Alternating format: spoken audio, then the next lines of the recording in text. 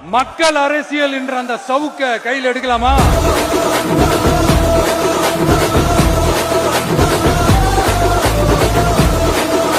I want to open my heart and say, I enjoy people. I respect people. I worship people. மக்களே நல்லா இருப்போம், நல்லா இருப்போம், எல்லாரும் நல்லா இருப்போம்.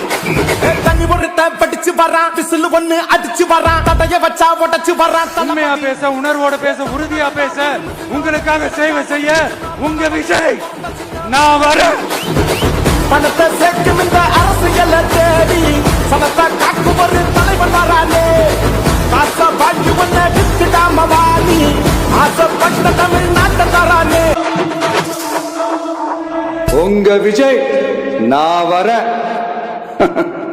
விசில் அடிக்க ரெடியா?